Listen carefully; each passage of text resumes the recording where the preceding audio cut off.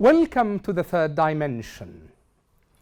Palestinian resistant factions and Israeli occupation have agreed a deal for the release of 50 women and children hostages held in Gaza in return for 150 Palestinian women and children to be freed from Israeli jails during a 4-day ceasefire. The first truce in a brutal, near 7-week-old war on Gaza was hailed around the world as a sign of progress that could ease the suffering of Gaza civilians. To discuss the Israeli war on Gaza and the ceasefire agreement, joins me from Ramallah in Jerusalem, Mr. Delianey. Mr. Delianey is a senior member and the spokesperson of the Revolutionary Council of Fatah Reformist Democratic Faction. Mr. Delianey, welcome to the program. Thanks for having me. Okay. If we start straight away, now Israeli aggression on Palestinians, either in Gaza or the West Bank, okay, now enters the 5th week with the cover and unconditional support from the West. How do you react? Well, I can see how the traditional political institutions in the West have fallen for Israeli lies and fallen in line behind the White House in its complicity in the aggression against the Palestinian people and the bloodbath that is ongoing right now by the state of Israel against the civilians in Gaza.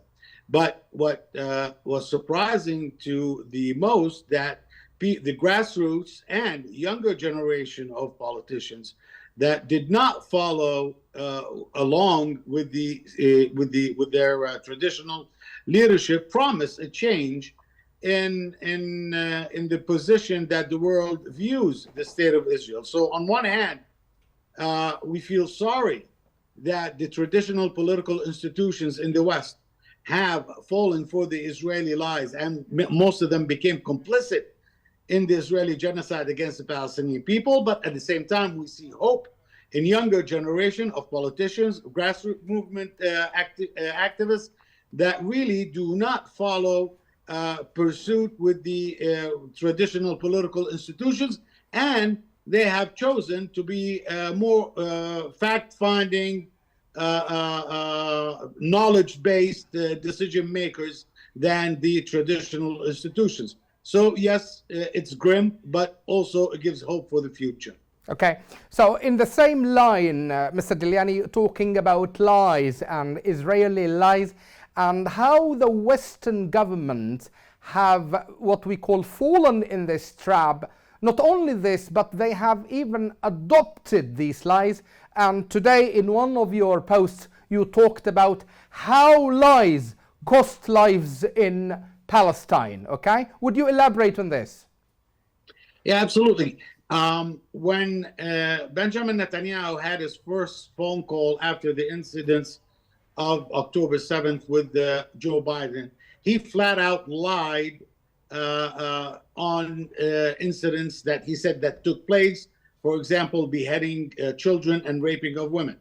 Now, these lies, after studying these lies, we found out that the source of them is one of the Jewish terrorist gang leaders in the West Bank, who happened to give so many interviews on that day, and he spread those lies. They were caught by Benjamin Netanyahu. Netanyahu relayed them to Biden. Biden, as an old Zionist, had the background and the bias and the bigotry to really believe them. He wanted to believe them. So on October 10th, he simply, in the Rose Garden, he had a press conference and he repeated the lies that Netanyahu has told him over the phone 2 days before. Now, when the White House press officer or secretary of press press secretary was pushed to the limit to look at these, at that time there were claims, she simply said that, well, unfortunately, they were false. That's what she said. Unfortunately for them, fortunate for us. Yeah. But here's the difference. between what Biden relayed the lies on the 10th and the time that the White House backtracked and said that these were lies, there were a couple of days that the whole world was full of these, because nobody expects that the president of the United States of America would just repeat a lie, as if the war on Iraq was not even a lie. True. But here we go again with the same sequence of events. Yeah. And when the White House retracted, they really retracted in a minor note on the side of an unrelated press conference that really did not really get covered, unless you really go back and track all the statements during that period to find out that the White House said clearly and admitted that Biden's claims were false. And they used the word false. Yeah. But during that time, it was already too late. And until today, yes, pundits of the State of Israel and pro-genocide still repeating the same lies in, day out, including the genocidal president of the State of Israel, Herzog, where he just repeated them a couple of days ago on CNN. Yes. In the same statement that he said that in Israel, in Gaza, everybody is a combatant and non-combatants are not existent, including children, which is pretty horrific thing to think about. Okay.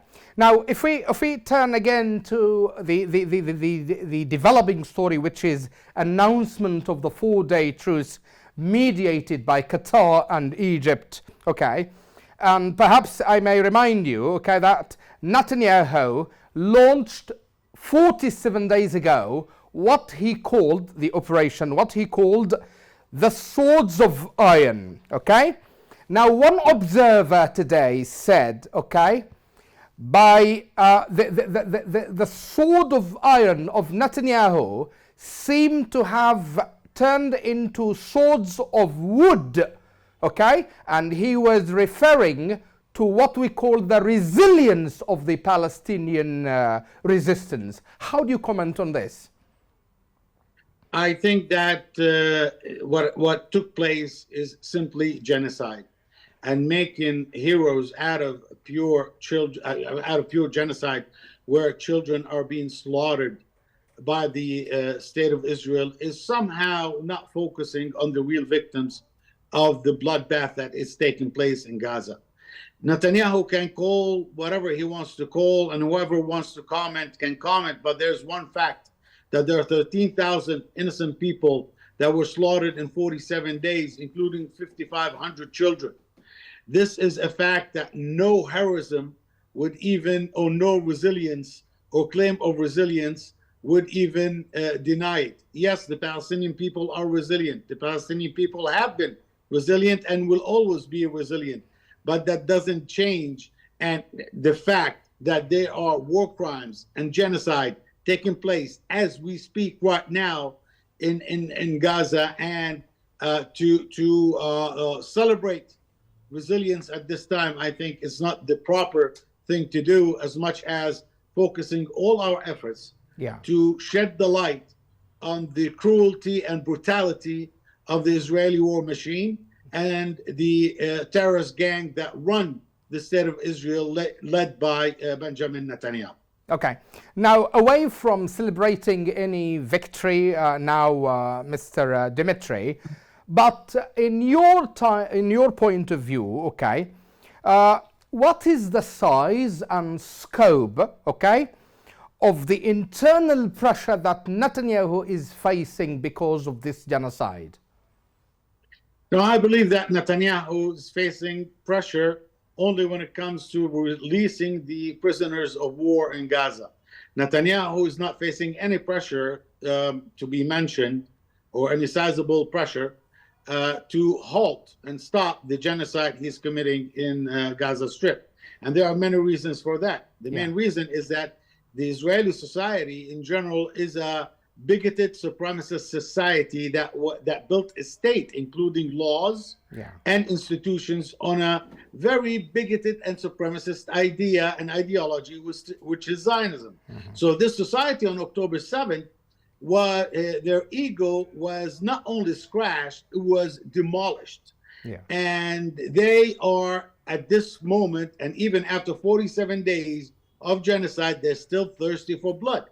And if you watch their media outlets and you watch the social media, you can see, and even statements made by elected politicians, you can see the hatred, the genocidal ideology, the thirst for blood, the inhumanity, very clear in their rhetoric all over the place. It's all over the air in the state of Israel, which is not because of anything, but because they were prepositioned for that. I mean, when you are in a society that is built, for example, on accepting the others and on reconciliation and on peace, on human dignity, you would never react to what happened on October 7th if it happened to you, God forbid, in the same way.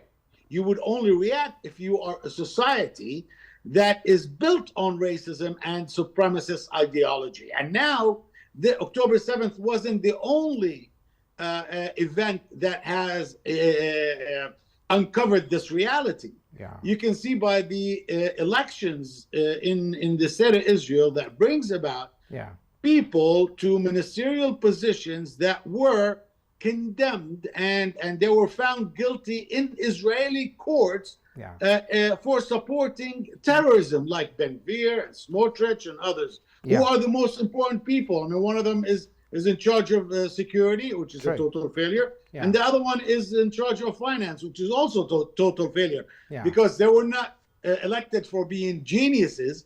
They were elected because they represent everything that is ugly and dominantly ugly in Israeli society, precisely bigotry and the whole ideology of the supremacist people of the state of Israel, which we all know that is nonsense. Yeah. And this is also what made the UN Secretary General, saying that what happened in October the 7th, did not happen in vacuum. And of course, he was referring to this Palestinian grievances faced on a daily basis. Yeah, absolutely, because the world did not start on October 7th. Remember, Gaza has been under siege not only for the past 16 years or 15 years, as people would like to see. Yeah. Gaza has been under siege since 1988. Yeah. That was when Israel started restricting the movement between Gaza and the rest of the Palestinian occupied territories in the West Bank, including occupied East Jerusalem. Yeah. 1988, that's when the siege on Gaza started. Mm-hmm. And you have generations upon generations that have grown up living under siege. So, and I asked this to many people around the world, let's say in London, and I asked this to people from London, New York, Paris, whatever. If somebody put their city under siege for that long, how long would it take him to snap out and break all the walls surrounding them and just go, blazing all over the place? Yeah. And all of them told me not as long as it took Gazans to do that. Yeah. So it's ridiculous, and I think it's a bit of a racist when people are surprised for what happened on October 7th. There were warning signs all over that something is about to happen, because you cannot put people in a pressure cooker for this long and expect nothing to happen. Yes. If you think that means you dehumanize the Palestinian people. Yeah. And if you think otherwise, you should have done something about it. Either way, you're guilty. Okay. I'm talking about the world. They're guilty. As for the state of Israel, bigots and supremacists, especially when they are war criminals operating under international cover and a push and support from the United States of America and super European powers, yes, of course, you're going to act criminally. I mean, what else do you expect? Okay. Now, again, if we go back to the agreement, Mr. Dimitrij, according to a Qatari chief negotiator, he says, no attack whatsoever, no military movement, no expansions, nothing. Now, Mr. Deliani, as a person who has got this long career in struggle against Israeli occupation, do you think Israel would honor or grace this agreement? I think that the state of Israel will only honor its interests, and they have disregarded every other agreement they have committed. I remember clearly the deal they had with the exchange with Shalit. And I happened to be got arrested by Israelis on the same day that they released the prisoners in the Shalit exchange in 2011. Yeah. And what happened on that day, they released them, but they have rearrested most of them in the next couple of years for the same charges that they were serving time when they were released for. Yes. It means that they do not honor even agreements. I do take, look, at the end of the day, Qatar doesn't have much power to pull around. If guarantees were given by Egypt, maybe they will be taken more seriously. Egypt is a large country, adjacent country with a huge army, great interest, and great influence. And I believe that if a similar guarantee was given by Egypt, I would be more comfortable, but I would not take it for granted. Yeah, but in the end of the day, the deal itself is mediated by Egypt and Qatar. Yes, Mr. Deliani.